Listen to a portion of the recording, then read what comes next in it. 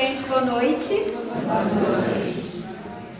Queria agradecer mais uma vez o Eduardo, a equipe do Mensageiros, o pessoal daqui da casa, pela recepção tão calorosa que a gente tem, tão amável, tão cheia de carinho, e isso vai emocionando nosso coração, deixando a gente muito feliz.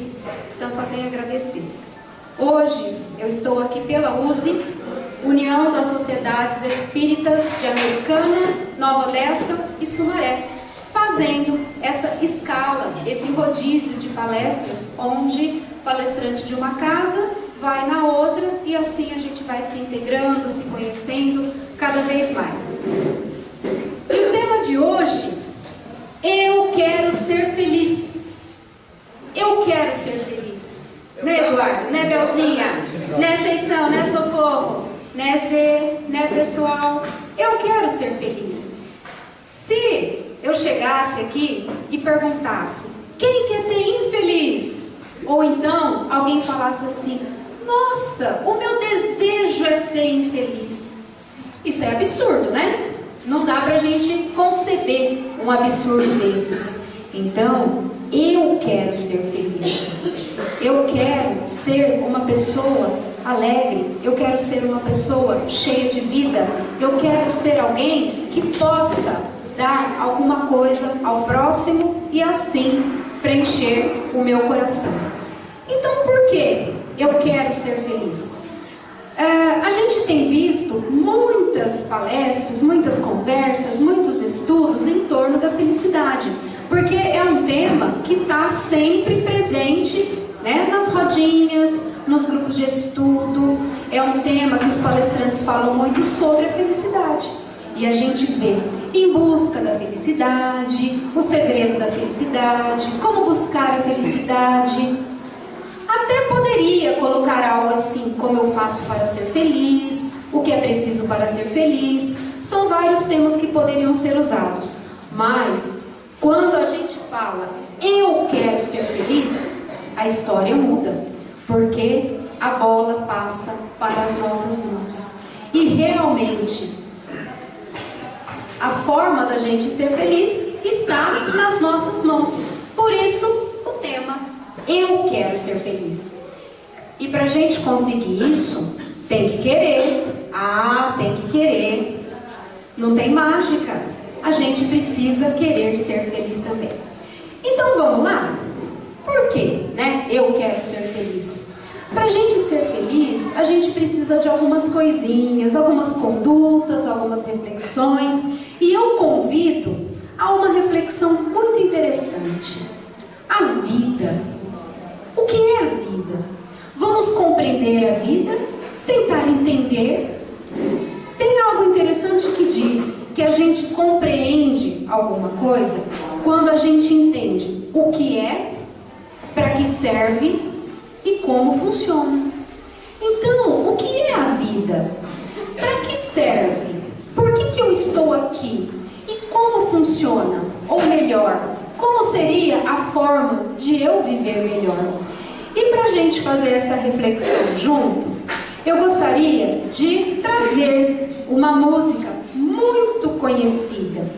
Numa outra oportunidade, eu usei o refrão, só que hoje a gente vai usar o texto dela. E essa música, ela diz assim, e a vida? E a vida o que é? Diga lá, meu irmão. Ela é a batida de um coração ou ela é uma doce ilusão? Porque se eu achar que a vida é simplesmente a batida de um coração, eu sou materialista. Por quê? O exame deu certinho, casou como uma fórmula matemática, o exame com aquilo que eu estou sentindo, então está ótimo. Se a vida é simplesmente a batida de um coração, a vida material, o coração bateu, os exames deram certos, está tudo bem. Isso é vida? Então, aqueles que são materialistas, que não acreditam em mais nada além da matéria, a vida é simplesmente a batida de um coração. Mas há aqueles que dizem que ela também é uma doce ilusão, porque para muitas pessoas a vida é uma doce ilusão. As pessoas vivem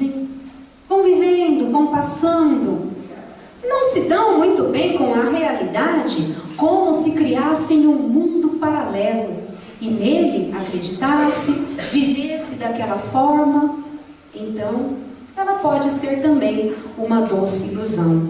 Mas, e aí? Ela é maravilha ou ela é sofrimento? Já paramos para pensar como para algumas pessoas a vida parece maravilhosa, parece que nada de ruim acontece, que dá tudo certo, casadinho, tintim por tintim. Ah, a vida é maravilhosa, vamos viver a vida, curtir a vida, carpe diem, curtir cada instante que a vida oferece, sem se preocupar, né? Sem ter as cautelas necessárias. Mas para outros a vida é apenas sofrimento. Quantas pessoas que nós conhecemos que parecem que a vida é dor, dor constante, sem parar. Então, a vida é maravilha ou a vida é sofrimento? Parece que são dias tristes, lágrimas, dores. Então, é maravilha ou é sofrimento? Ela é alegria ou ela é lamento? Nós somos alegres, nós conseguimos passar a alegria de viver nos nossos dias para as pessoas que nos rodeiam. Nós conseguimos passar coisas alegres para os outros, mesmo que o coração esteja despedaçado. Será que a gente consegue passar algo de bom? Um sorriso. Tem um texto do Chico que fala que se a gente não tiver nada, pelo menos o nosso sorriso a gente tem. Se perdessem os bens, se perdessem os valores, os entes queridos, se a solidão batesse a porta, tudo bem, não aposentes o seu sorriso. Então, nós temos o nosso sorriso. A vida é alegria ou a vida é lamento? Ah, porque tem gente que já acorda reclamando, né? Não consegue começar o dia bem. Reclama desde o começo até o fim do dia. Lamenta, lamenta, lamenta. Para uns a vida é só reclamar, porque reclamar é vício também. A gente começa a reclamar e vai crescendo, e as nossas reclamações, elas têm que ser mais importantes que a dos outros, né? Lógico. A gente tem que ser maior na reclamação também, porque às vezes alguém vem contar um problema pra gente, a gente fala, ih, peraí, você não sabe o meu. Nem deixa a pessoa terminar de contar. A gente já fala, você não sabe o meu. E lamenta, e reclama. Ninguém consegue conviver com quem reclama 24 horas por dia. Então o que é a vida? É alegria ou é lamento? Diga lá o que é, meu irmão. E há quem fale que a vida da gente é um nada no mundo. Um nada no mundo. Ou ela é uma gota, um tempo que não dá nem um segundo. Um tempo que não dá nem um segundo. Gostaria de chamar a atenção aqui, quando se diz que a vida parece um nada no mundo. Viver para quê? Qual o sentido da nossa vida? Às vezes, 80 anos não vale 1 minuto de vida. Então, se a gente pensar nos natimortos ou naqueles que malemar tem 1 segundo de vida e depois já voltam rapidinho para a pátria espiritual, o que é essa vida que não dá nem 1 segundo? Será que a gente compreende o que é isso? Só os desígnios de Deus vão explicar esse 1 segundo, porque às vezes as coisas mudam em 1 segundo. Um acidente é 1 segundo. Um abraço, um auxílio, evitar alguém às portas do suicídio pode ser 1 segundo. Então, às vezes, a vida é sim 1 segundo. Tudo muda em 1 segundo. Tem um filme maravilhoso, Perfume de Mulher, com Al Pacino, que quando ele vai fazer uma dança com a atriz principal, ele fala: num minuto se vive uma vida. E quantos levam a vida inteira fixados naquele minuto, naquele segundo, levando aquela recordação, se agarrando àquela recordação para viver, que durou apenas 1 segundo, 1 minuto. Então, será que a vida é um nada no mundo? uma gota, um tempo que não dá nem um segundo. E há quem fale que a vida é um divino mistério profundo. Quantos filósofos e pensadores pensando sobre o que é a vida, esse mistério que a gente quer adentrar, mas estamos longe ainda de entender o que é realmente a vida. E é um mistério profundo, é o sopro do Criador numa atitude repleta de amor. Porque Deus, conforme muitas mitologias, inclusive a história que é contada na Bíblia, a vida se fez num sopro.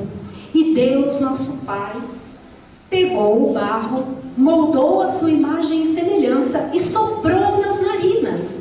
É o sopro da vida, o sopro da criação. Mas por que Deus nos criou? Por quê?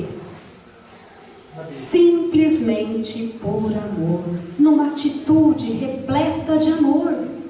Deus nos criou por amor e o resto é conosco. Ele nos deu o livre-arbítrio.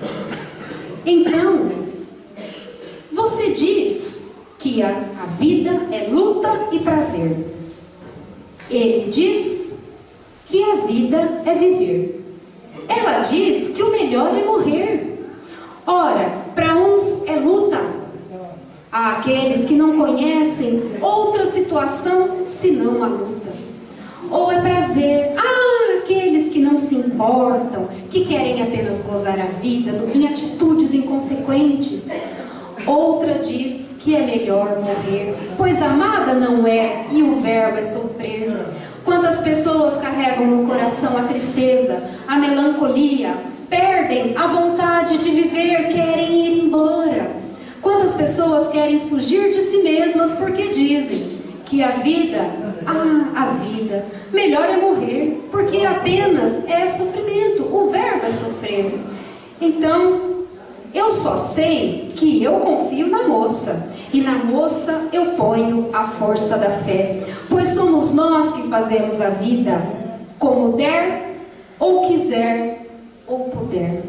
Somos nós. Se for luta, prazer, sofrimento, alegria, lamento, sofrimento, 1 segundo ou 90 anos, somos nós que fazemos a vida, como der, ou puder, ou quiser, está nas nossas mãos. E eu confio na vida e eu boto fé na vida, porque sempre tem o dia de amanhã, e ela é sempre desejada, por mais que esteja errada. E ninguém quer a morte, só saúde e sorte. O que a gente fala para a pessoa? Saúde e paz, o resto a gente corre atrás. Por quê? Porque a gente quer a vida. A gente deseja a vida, por mais errada que ela esteja. Acredito? Ninguém quer a morte, só saúde e sorte. Mas de todas essas perguntas, de todas essas indagações sobre a vida, de filósofos, de sábios, de estudiosos, que tentaram colocar em palavras, poesias, canções, peças de teatro, filmes e novelas, respondendo essa pergunta, e a vida o que é? Eu fico com a pureza da resposta das crianças. É a vida, é bonita e é bonita. Porque se a gente olhar nos olhos puros e inocentes de uma criança e perguntar a ela o que é a vida, ela vai olhar com os olhinhos brilhando, dizendo: a vida é bonita e é bonita, porque menino é menino, corre para lá, corre para cá, não se envolve com os problemas da gente. Então eu fico com a pureza da resposta das crianças. É a vida, é bonita e é bonita. Então vamos tentar compreender a nossa vida para a gente ser feliz? É interessante que muitas pessoas que sofrem acidentes graves, que ficam em longos períodos em hospitais, que ficam de cama, que ficam até em coma, quando se restabelecem, mudam os seus valores, mudam a forma de ver a vida, mudam a forma de lidar com os entes à sua volta. Que coisa interessante, né? É a vida, para a gente pensar. E quando a gente se volta para nós e fala, eu quero ser feliz, é para a gente pensar em tudo isso. Fizeram, certa feita, uma pergunta a Dalai Lama. O que mais te surpreende? E ele respondeu: os homens. Os homens? Sim, os homens. Os homens perdem a saúde para juntar dinheiro. Depois, perdem o dinheiro para recuperar a saúde. Não vivem o presente ansiosos pelo futuro. E assim, esquecem o presente, não vivendo nem o futuro e também nem o presente. Vivem como se nunca fossem morrer e morrem como se nunca tivessem vivido. Então, sábia essa resposta do Dalai Lama, né? Perguntando o que mais surpreende. E para ser feliz, é preciso a gente colocar as nossas expectativas no lugar certo. Porque a gente vive colocando a nossa felicidade em lugares errados, em lugares que ela não está. A felicidade, ela está nas nossas mãos, ela está aqui dentro, mas a gente tem expectativas com as pessoas, a gente tem expectativas com as coisas, a gente tem expectativas equivocadas com a gente mesmo, a gente se desvaloriza, a gente acha que não vai conseguir, ou a gente coloca a felicidade na mão do outro. A gente acaba fazendo isso. Olha só uma historinha. Certa feita, um rei muito poderoso deu um belíssimo colar para a sua filha, a princesa. Esse colar era maravilhoso, muito valioso, cravejado de pedras preciosas. Mas um dia o colar se perdeu e foi um rebuliço no reino. Pessoal comentando aqui, comentando ali, onde estaria o tal do colar. E o rei, querendo, restituir o colar à princesa, sua filha, lançou um desafio e uma recompensa. Aquele que conseguisse encontrar o colar seria muito bem recompensado pelo rei. E todos no reino começaram a procurar o colar. Mas tinha um rapazinho lá naquele reino, muito esperto esse rapazinho. E ele, todo sagaz, falou: eu vou achar esse colar, vou achar esse colar aí, vou aceitar esse desafio.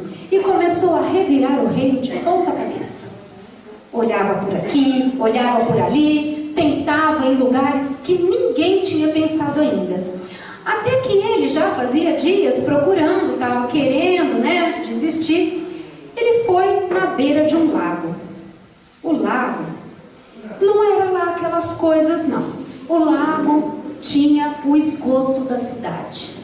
Mais ou menos assim, igual um certo riozinho que a gente tem aqui em Americana. Aquele riozinho, E esse lago era desse jeito. O rapaz olhou lá para o lago, lá no meio do lago, e viu um brilho, um reflexo. E ele disse: é o colar. O colar está lá dentro desse lago. Mas como que eu vou entrar nesse lugar, meu Deus? Imagina, Aquelas coisas assim. Mas ele queria recompensa e ele falou: eu vou lá buscar esse colar. E foi andando, entrando nesse lago, aquelas coisas subindo na perna dele, e ele indo lá. Ele chegou no lugar onde ele viu o brilho e o brilho desapareceu. Ele falou: ué, mas cadê? Como assim? E voltou à beira do lago de novo. Olhou lá no meio, estava lá o brilho. Ele falou: não é possível, alguma coisa está acontecendo, eu vou lá outra vez.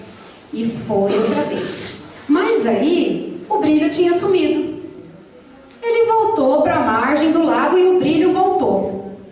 Ele falou: e agora? Eu vou ter que mergulhar nesse lugar. Eu vou ter que mergulhar. E foi, mergulhou. Procurou, cadê? Não tinha nada. Voltou às margens do lago outra vez. Olhou o brilho lá. Ele falou: não é possível.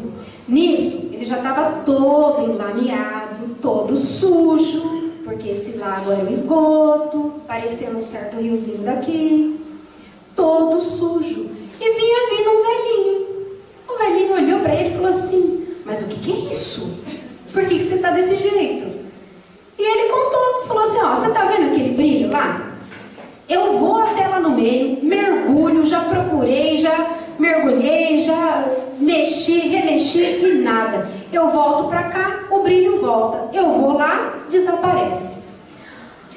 Aí o velhinho, muito sábio, porque nessas histórias os velhinhos são bem sábios, falou assim: meu filho, você está olhando demais para a terra. Olhe para o céu. E ele olhou para o alto e viu uma árvore, o colar enroscado na árvore. O que ele via no lago era o reflexo. Então ele subiu, pegou o colar e recebeu a sua recompensa. Por que essa historinha? Porque a gente está atrás de reflexo. A gente coloca a nossa felicidade no reflexo. A gente corre para lá, corre para cá e vai atrás do reflexo. E como disse o sábio, você está olhando demais para a terra. Olhe para o céu, olhe para o céu. Talvez a gente esteja olhando demais para as coisas materiais e não olha para a nossa espiritualidade. Então, por isso, a gente coloca a felicidade no lugar errado. A gente coloca as nossas expectativas no lugar errado. É os reflexos, né, que a gente corre atrás. Porque parece que a nossa insatisfação é constante. Se a gente quer um celular da última geração, a gente compra ele, passa um tempinho, já não satisfaz mais. Aí a gente quer uma coisa mais avançada, mais poderosa. E assim vai. A gente quer sempre um brinquedinho novo. Então, por isso, a nossa insatisfação, ela é constante. Porque a gente fica atrás de reflexo. Lá no Livro dos Espíritos, Kardec perguntou sobre a felicidade. A questão 920 diz assim: o homem pode gozar na terra de uma felicidade plena? Felicidade plena. O que seria uma felicidade plena? Tudo redondinho, bens materiais confortáveis, uma condição boa, social, material, financeira. O que seria felicidade plena? A saúde perfeita? Os entes queridos todos bem, todos encaminhados? O que seria essa tal felicidade plena? E os espíritos respondem: não tem como gozar aqui na terra a felicidade plena. Porque essa vida, ela é de prova e expiação. Então, o que nós teremos serão momentos de felicidade. Porque a felicidade plena nós ainda não temos condições de conhecer, pela nossa própria natureza aqui na Terra, de provas e expiações. E depois Kardec ainda pergunta na 921: mas vai chegar um tempo em que os homens vão evoluir e deixar de praticar as suas maldades. E aí, vai ser possível ser feliz? E os espíritos respondem que o homem que é o artífice da sua infelicidade somos nós que trazemos infelicidade para nós mesmos, com os nossos erros.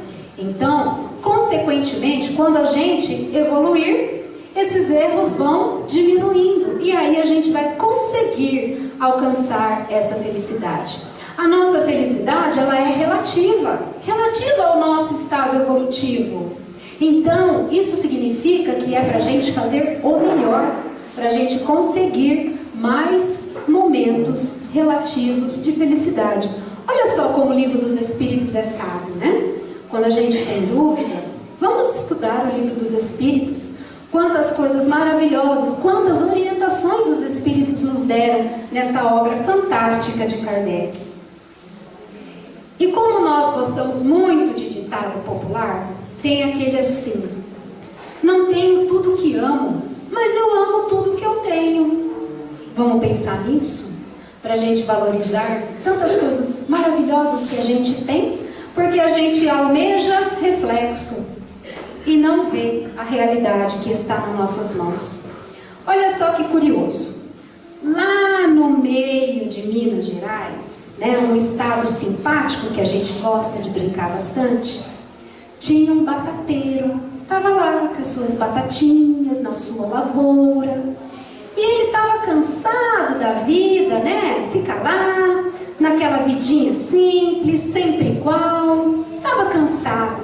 Aí ele viu uma estrada lá longe e um ônibus passando. Aí o batateiro falou: ah, aquilo é que é vida. Motorista de ônibus, olha lá, pode conhecer várias cidades, tem liberdade, levando pessoas para lá, para cá, conhecendo tanta gente. Aquilo é que é vida, não essa vida aqui que eu tenho de plantador de batatas. Como eu queria ser um motorista de ônibus. O motorista de ônibus, por sua vez, estava lá dirigindo seu ônibus, levando aquele pessoal. E na estrada ele pensava: ah, isso não é vida. Eu carregando esse ônibus, sempre na mesma cidade, fazendo a mesma linha, o mesmo horário. Eu estou cansado disso. Aí passou um carrão do ano, daqueles, né, que sai assim com o modelo do ano seguinte, de um rico empresário. E passou alta velocidade. E o motorista do ônibus falou: aí, ó, isso é que é vida. Eu queria ser esse empresário, com esse carrão do ano, podendo ir para onde quer, a hora que quer, com liberdade de horários. Eu não, eu aqui, nesse mesmo horário, nessa mesma linha, nessa mesma cidade. Como eu queria ser esse empresário, com esse carro do ano. O empresário, por sua vez, preocupado com a reunião que ele ia ter, tantas pessoas dependendo dele, das decisões dele, a empresa precisando, né, do trabalho dele. Ele, com hora para chegar, pensava: isso é vida? Eu aqui dirigindo, sei lá desde que hora, tendo que chegar, sofrendo pressão de funcionários, do mercado, a empresa, tendo que dar conta da empresa, de tantas pessoas. Ainda tem uma reunião para fazer? Isso é vida? E aí ele viu um avião passando. Ah, aquilo lá é que é vida. Andar pelos ares, paisagens maravilhosas, andar entre as nuvens. Ah, como eu queria ser um piloto de avião. E o piloto de avião, lá, pilotando o seu avião, era um dia claro, o sol, né? Poucas nuvens, aquele céu azul, e dá para ver o solo, né? Lá de cima do avião.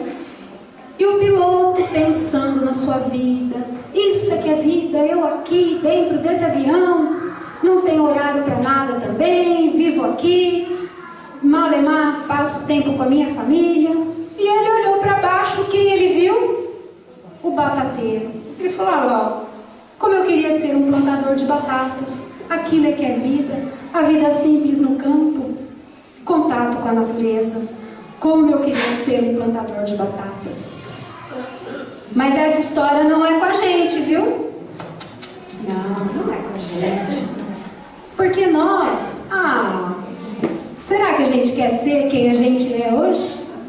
Então, essa historinha é para a gente refletir se nós estamos satisfeitos ou não com aquilo que a gente tem. Para a gente amar o que a gente tem. Porque eu não tenho tudo que amo, mas amo tudo que tenho. E às vezes a gente coloca a nossa felicidade em bens materiais. Jesus sempre ensinando. Perguntaram para ele: mestre, meu irmão não quer dividir a herança comigo, isso é certo? Fala para ele dividir a herança comigo. E Jesus falou: me tens como juiz? Não, guardai-vos da avareza. E Jesus conta: um homem tinha tido sucesso na sua colheita, colheu muitos grãos, a colheita foi muito generosa, e ele viu que os seus celeiros eram pequenos para acomodar tantos produtos, né, daquela safra tão generosa. E ele pensou: o que eu vou fazer com tanta colheita que eu tive? Ah, já sei! Vou derrubar esses celeiros e construir celeiros muito maiores. E assim, lotarei eles dos cereais, dos grãos, e direi para minha alma: alma, descansa, pois poderá ficar sossegada pelo resto da vida. E assim ele fez. Derrubou os celeiros que ele tinha, construiu celeiros maiores, estocou toda a sua colheita, os seus grãos, a sua safra, e ficou sossegado.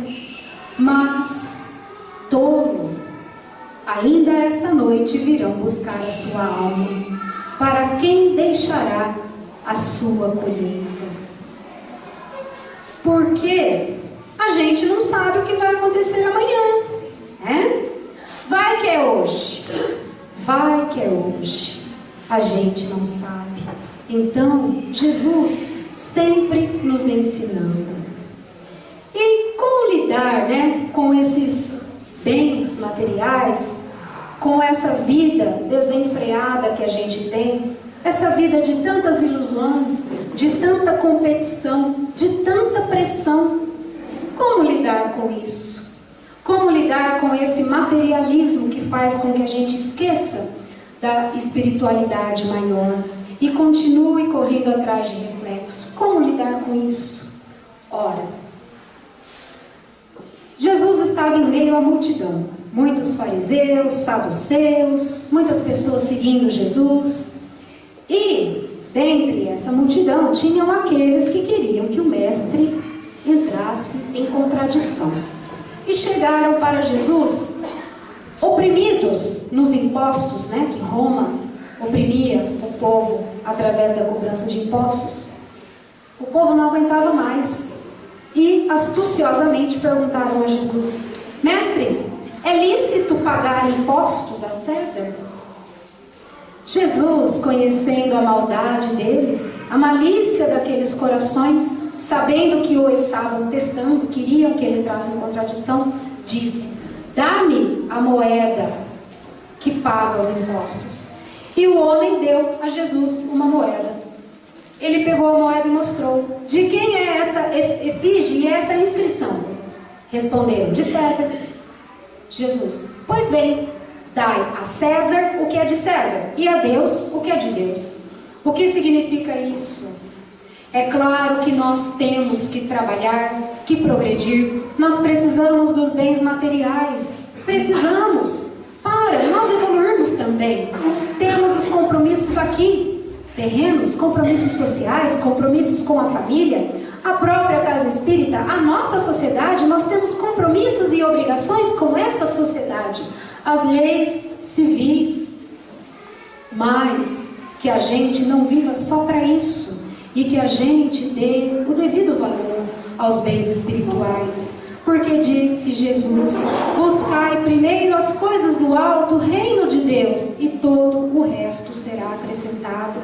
Não andeis ansiosos pelo que vestir, pelo que comer, pois Deus nosso Pai proverá. Olhai as aves do céu, olhai os lírios do campo. As aves do céu que não guardam, não armazenam, e Deus as provê. Olhai os lírios do campo que não fiam, não tecem, e nem Salomão, em toda a sua glória, se vestiu como os lírios do campo. Porque nosso Pai Celestial proverá. E nós somos muito ansiosos, né? Nós somos muito ansiosos. Mas Jesus nos advertiu tanto sobre isso, até mesmo no Pai Nosso. O pão nosso de cada dia dai-nos hoje. E, como dizia um filósofo baiano, um poeta bom, numa música chamada Ouro de Tolo, disse assim: eu devia estar contente por ter conseguido tudo o que eu quis, mas eu confesso, abestalhado, que eu estou decepcionado. Porque foi tão fácil conseguir, e agora eu me pergunto, e daí? Eu tenho coisas grandes para conquistar e eu não posso ficar aí parado. Porque eu que não me sento no trono de um apartamento com a boca escancarada, cheia de dentes, esperando a morte chegar. Esse poeta baiano atendia pelo nome de Raul Seixas, com essa música Ouro de Tolo.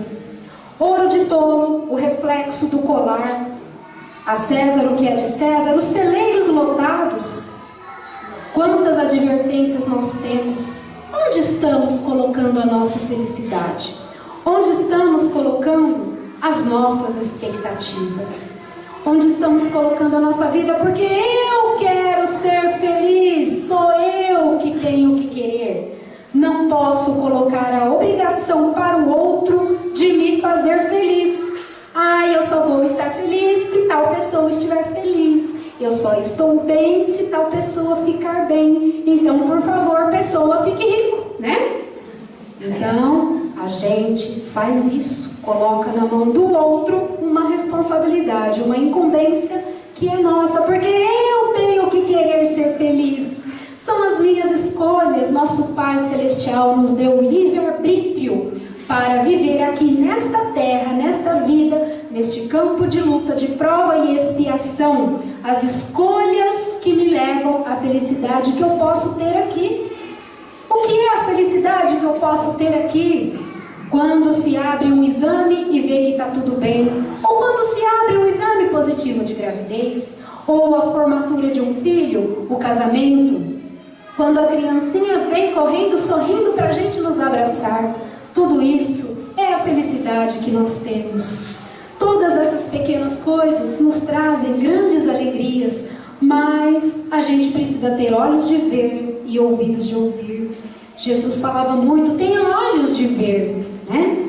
Quando a gente separa os bens materiais, os bens espirituais, os tesouros do céu, os tesouros da terra. Lembrando, os tesouros da terra são importantes. A gente precisa para progredir, faz parte da lei do progresso, mas que a gente não viva unicamente para isso. E para a gente ser feliz, para a gente querer ser feliz, nós precisamos de qualidade de vida, mudar os nossos hábitos. As mudanças são boas, mudar os nossos hábitos, para a gente viver de uma forma mais positiva. Pensar e agir de forma positiva vão nos dar qualidade de vida. E que a gente, nesse processo, seja filtro e não esponja. Ué, que negócio é esse? Filtro e esponja. Filtro. Filtrar aquilo que nós vamos absorver. Esponja não. Tem gente que é esponja. E tem momento na vida da gente que a gente é esponja também. Vai absorvendo tudo, sem passar pelo crivo. A gente abraça tudo, bom, ruim, principalmente o ruim, né? Então, que a gente não seja esponja, que a gente seja filtro. Por quê? Nós não precisamos absorver a negatividade alheia. Nós não precisamos participar do conflito alheio.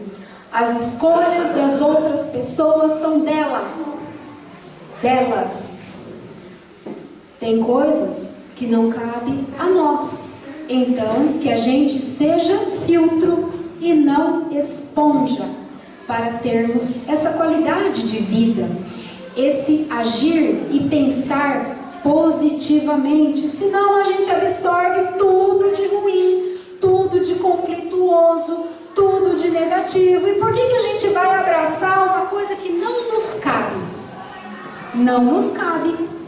Se alguém nos dá um presente e a gente não gosta, a gente devolve o presente? De quem é o presente? É da pessoa. A gente não aceitou. Então é isso. Assim como as ofensas, assim como as brigas, com as negatividades, assim com tudo que não é nosso, que não cabe a nós. Então, ser filtro e não esponja. Qualidade de vida para nós sermos felizes. Porque não tem como ser feliz reclamando, ficando revoltado, ficando insatisfeito o tempo todo. Nós temos que ter flexibilidade, nós temos que ter reflexões, racionalidade para a gente ser filtro e não esponja. E todo mundo sabe, né, o que é ficar absorvendo as coisas ruins dos outros. Já não bastam as nossas. A gente não precisa aumentar essa conta. Irmã Sheila, através de Chico Xavier, nos traz 5 atitudes para sermos felizes. Perdoar sempre. Fazer o bem todo possível. Ser fiel à verdade. Cultivar a prece. e caminhar servindo sempre. Perdoar. Quantas palestras, quantos estudos, quantos livros, quantas canções, quantos poemas, quantas falas chamando a atenção para o perdão. Perdoar é o maior ato de amor. Perdoar é cura da alma. Não há como ser feliz sem o perdão a nós mesmos, aos outros. Não há.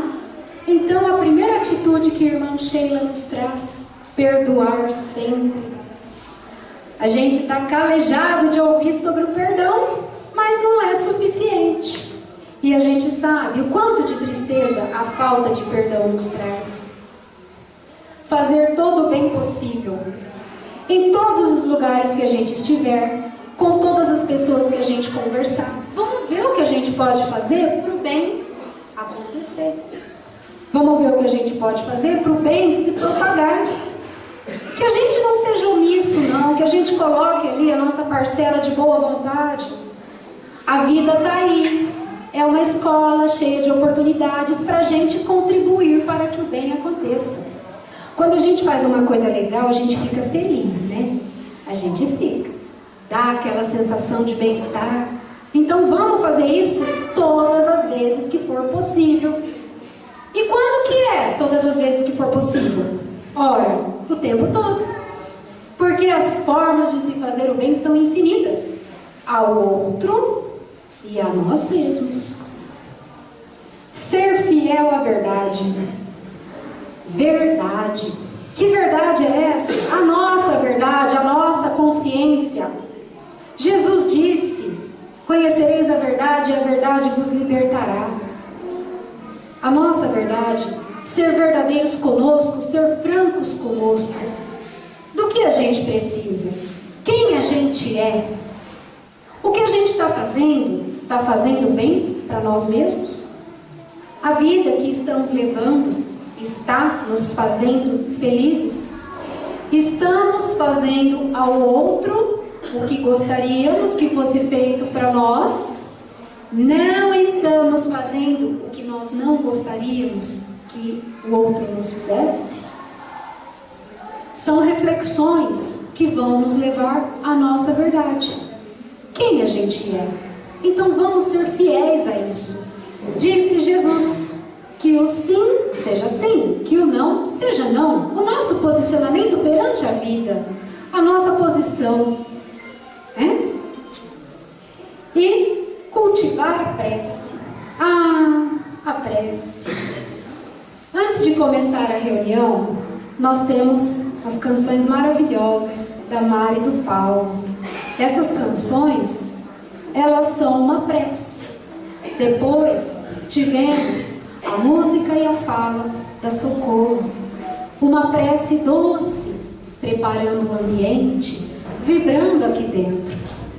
Quando todo mundo fecha os olhos e pensa em Jesus, toda prece geralmente começa: elevemos os nossos pensamentos a Deus nosso Pai e a Jesus nosso Mestre.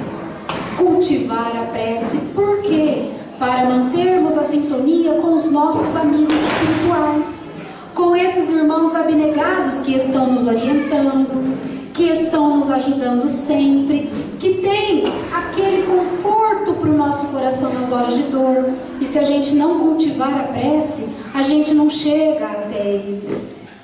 Jesus disse: quando for orar, entra no silêncio do teu quarto.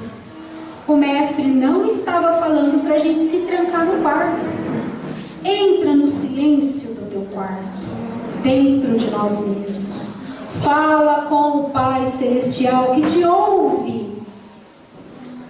Quando a gente ora, quando a gente pede, quando a gente agradece, quando a gente louva a Deus nosso Pai, o nosso coração se abre. E quantas maravilhas acontecem na nossa vida. Então, cultivar a prece. E por fim, irmã Sheila nos diz: caminhar servindo sempre. O que eu posso fazer para ser útil? Os espíritos de alta envergadura, será que eles ficam lá no céu, contando as nuvens, contemplando aqueles campos floridos? Ou será que eles estão aqui, agora, atendendo cada um de nós?